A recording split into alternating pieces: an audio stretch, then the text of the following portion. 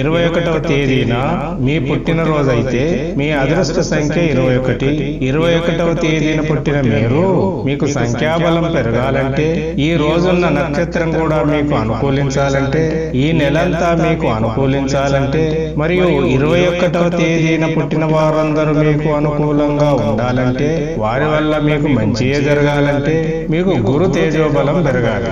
గురు తేజోబలం మీకు పెరగాలంటే మీరు ఓం వృషభధ్వజాయ విద్మహే కృణ్యస్తాయ ధీమహి తన్నో గురు ప్రచోదయాత్. ఓం శ్రీం తారా బృహస్పతియే నమః అని గురు తేజో గాయత్రిని పఠించి గురునకు నమస్కరించాలి.